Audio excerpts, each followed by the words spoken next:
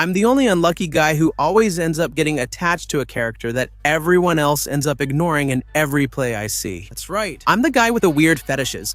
The one who always picked Bulbasaur? I'd pick a cute aloe vera turtle dinosaur over a blue turtle with a silly face any day. And over a lizard that's more overrated and overused than Dragon Ball.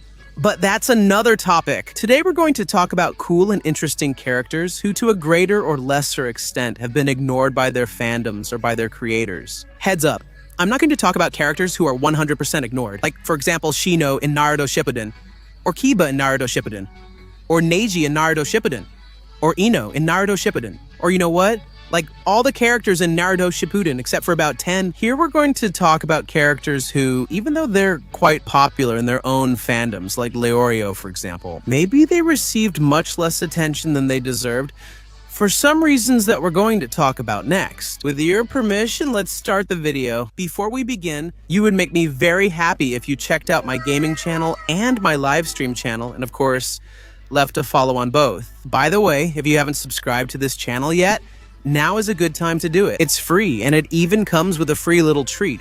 What more could you ask for? We all hated Arlong during his arc at the beginning of One Piece. He seemed like the typical character who's just bad for no reason. And he thinks he's superior to humans because he's physically stronger and, according to him, has a better intellect and blah blah blah. A character meant to be disliked who exploits the weak, lies, and just makes you want to hit him. A guy without much substance beyond having a good design. If we keep this up, Arlong is just like Don Krieg or Wapol. That is, generic villains of the moment who are forgettable and contribute little or nothing to the plot on their own. But all of this changed when it was time to talk about his backstory. When we are told the story of good old Fisher Tiger, one of the bravest characters I've ever seen, whether directly or indirectly, however you want to look at it, we're also told about the origins of the Sun Pirates and the start of Jinbei's journey into piracy. And what matters to us this time is the real and meaningful explanation of why Arlong ended up the way he was. Arlong always had a lot of distrust toward humans. Maybe not the deep hatred he developed later, but he definitely felt a lot of disgust for them. The whole issue of the enslavement of the fishmen and the constant problems these poor beings faced, it caused some of them to feel hatred, which progressively grew as humans behaved like real pigs, showing no compassion toward them. I think in this case, no one could blame Arlong for behaving the way he did, especially considering that the only time there was a hint of a chance for Arlong to change, that is, during the whole koala rescue incident, it was brutally destroyed by the Marines, specifically by Kizaru and his henchmen. That's right! Fisher Tiger is dead! You killed him! Oh, really? So he's dead then? Well then, you're coming with me. This completely broke Arlong. He felt betrayed, humiliated, and powerless on so many levels, especially if after seeing Koala for several days, he wondered if he was overreacting, and that not all humans were evil. Well, I can assure you that the death of Fisher Tiger, in such a dirty and immoral way, ended up destroying that possibility. Once you know this, there are two ways to look at Arlong. One is to think that there is no possible justification for behaving the way he did, and the other is that although we do not share his ideals or actions, we can at least empathize with why he did what he did, why he hates humans to such an extreme degree, and honestly, who can blame him? Who can say if, after being oppressed, enslaved, humiliated, and mistreated by another race, you wouldn't end up hating them too? I don't know. That totally depends on each person. The thing is, even though this whole thing with Arlong, Fisher Tiger, and Jinbei was super interesting, I think it didn't get enough attention. I mean, I actually get it. All the Straw Hats were showing off their new power-ups.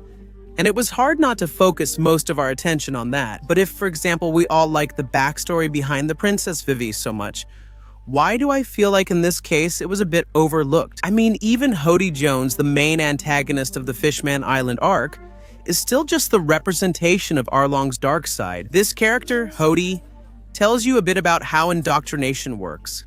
How, depending on what you've been told and the education you've received, you can come to hate something even if that thing, in quotes, hasn't done anything to you before. Arlong and Hody hated humans, but the difference is that Arlong had reasons and Hody didn't. Honestly, I hope that, at least in the future, this incredible story of the former Sun Pirates gets a little more credit. Oh well, who's hungry? The case of Piccolo, or Piccolo if you prefer, let's not have any 2013 level cringe arguments in the comments. It's one of the saddest cases of a character being ignored by the author. That's because, even though it sometimes seemed like, Toriyama tried to keep Piccolo within the upper range of the series' power scale. He didn't stay in that range for long, not to mention he barely lasted there at all. Let's see, starting from the beginning, Piccolo started in the series as an antagonist, a very, very dangerous one. He was introduced to us as someone who wanted to avenge his father at all costs, without caring at all about the well-being of others. A villain with a clear goal, destroy Goku. For one reason or another, which isn't worth mentioning because we all already know, Piccolo and Goku fought Raditz together. In this fight, Piccolo pulls off a collateral like that one kid used to do, like when you played Call of Duty. That's it, man. This time he used a Makanko Sappo, saving Earth and avenging his father simultaneously. You could say he killed two birds with one stone. No, please don't go. I'm sorry and won't make bad jokes again. Please stay. I lied. I will make stinky trash jokes, but stay because I love you, Ubu. After this, Piccolo started to change quite a bit, gradually blending more and more with the Z fighters. Above all, he formed the famous master-student or father-son bond with Gohan. Many say that one of the reasons why Piccolo gradually lost his prominence was basically because Vegeta replaced him. That may make sense, but I don't see it that way. Let's see. It's true that in terms of premise, both are introduced as dangerous antagonists who become anti-heroes, and then directly become members of the main group. But unlike Vegeta, who was actually quite evil and constantly sought conflict, like any Saiyan, Piccolo acted so evil only because he felt responsible for avenging his father. Once he did that, he completely reconsidered the course of his life and started to change for the better. We could say that within Dragon Ball, Piccolo is a pretty well-developed character, and I repeat, within the parameters of Dragon Ball. There will always be that guy in the comments saying, look at this fool.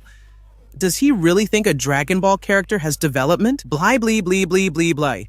It's obvious you don't know anything about anime. Me. Of course, Piccolo and other anime with better storytelling would be trash, but within Dragon Ball, where the main character acts like a non-player character from a crappy Super Nintendo game, he's actually a good character. For example, one of the many moments of Piccolo that stuck with me was a short, specific dialogue during the Cell games. While Cell was beating up Gohan, Goku just stood there watching like an idiot, to the point that Piccolo gave him a serious scolding. Goku, you're the one responsible! You're really underestimating this. We all warned you. Goku, you're the one who killed Gohan. Obviously, Piccolo said what we were all thinking, that Gohan wasn't like him. Gohan was a calm kid. He wasn't a pure-blooded Saiyan like Goku. There was a moment that gave me goosebumps when Piccolo was going to fight Cell himself to save Gohan. He didn't care whether he would make it out alive or not. Nah, this man is an amazing father. What a great character. It's a shame that starting with this saga, they reduced him to a plot device who only gives information and cares for babies. Now then, reasons why he was ignored. 1, he's not a Saiyan. 2, he's not a Saiyan. 3, he's also not a Saiyan. 4, he's green. Yes, that's it. Just like Kishimoto with the Uchiha. Toriyama became obsessed with the Saiyans in a crazy way. Toriyama just exaggerated more. There's not much to comment on. We've reached the controversial point of the video. Let's talk about why I think that, from my point of view and opinion, Leorio has been by far the most sidelined and underrated member of the group of protagonists in Hunter x Hunter. If we can even call them a group, since only Gon and Killua actually spent most of the time together. Kurapika and Leorio, especially Leorio, appeared only occasionally. In fact, in arcs like Greed Island, we didn't see any trace of these two. If we remember Leorio's role in Hunter x Hunter a bit, surely some iconic moments of this character come to mind, especially some of his actions during the Hunter exam. And little by little, we saw that behind that tough and unsociable exterior, there was actually an amazing guy hiding, someone who aspired to be a great doctor someday. Probably one of the noblest professions there is. This was all due to his backstory. As a child, his best friend died from illness. Leorio still feels guilty for not helping his friend due to lacking money for treatment, and because he lacked knowledge about that illness. This already gives us an indication that when it comes to friendship, Leorio is a master, and it doesn't take long for him to show his side as one of the best friends in anime. Leorio's highest moment, and the one that, for me, crowns him as an incredible guy. With balls of steel, a heart too big for his chest, and very little patience for those who mistreat his friends. It happens during the arc of the election for the 13th president of the Hunter Association. Leorio had to deal with Jing Freaks, Gon's father. And for those who don't know me well, I'll tell you, Jing is a character I don't really like. I think he's a terrible father, and in general, he's a negligent person who doesn't deserve the position he has. Basically because he's indifferent and the living embodiment of I don't give a damn. The point is that Leorio, aware of the situation Gon was going through, openly yells at Ging during a Zodiac election speech. I really empathize with Leorio because he literally told Ging exactly what I was thinking. He criticized him for being a terrible father, for his disgusting behavior, and for his indifferent attitude toward his son, to which Ging, showing once again what a clown he is, answered that he didn't need to worry about Gon, since he had good friends like Leorio. Leorio couldn't take any more nonsense, and right in front of the Zodiacs and all the high-ranking officials of the Hunter Association, he landed a tremendous punch on Jing. Don't give me that crap, damn it! Don't you know how much Gon wants to see you? Talking to him might help him recover. Did he say he wanted me to visit him? He's not in any condition to talk. Bastard!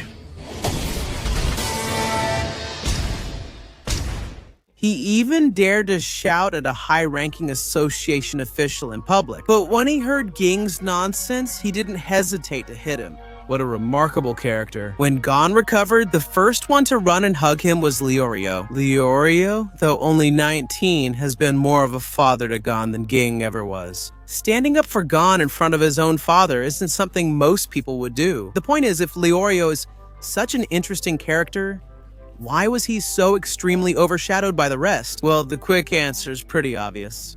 Unlike Kurapika with the York New arc and Gon and Killua with most of the sagas, Leorio was never given his own arc. He always had a pretty secondary role. That's understandable since, unlike Kurapika, who aims to destroy a mafia group, Gon who wants to find his father, and Killua, who wants to hook up with Gon. Leorio's goals aren't as spectacular, but let's take it a step further. For me, one of the reasons why Leorio is kind of ignored by the fandom compared to others is basically because of his design. It may sound silly, but it's true. Leorio, unlike Kurapika, Gon, and Killua, doesn't have a cute design. His physical appearance isn't striking. He's skinny, looks older than he is, wears a suit, and uses glasses. I can assure you that if Leorio had a cuter design, he would have received much more love. Because yes, Kurapika had his own arc, and that helped people become more fond of him. But come on, Kurapika is still a character we're already pretty used to. Kurapika is often seen as a better structured version of Sasuke. Sasuke is like a cheaper Kurapika, and you guys know that I really like Sasuke, so obviously I love Kurapika. But I can admit that Kurapika isn't such an interesting character. He's an emo, an Avenger, good looking, and that's about it. Or if not, tell me. How many people do you see on Twitter with cute pictures of Gon, Killua, and Kurapika with hearts and pastel filters? And how many with a picture like that, but of Leorio? I can assure you that if Killua wasn't so cute, he wouldn't get so much love from the fandom. Now then, there's nothing wrong with this. I repeat, there's nothing wrong with it. Liking a character's design a lot and that making you like them more, it's not bad. It would be hypocritical of me to deny that if Sokka weren't so handsome and attractive, I might not like him as much, though I'd still like him since the character is amazing. But that's another story. The thing is, I admit it.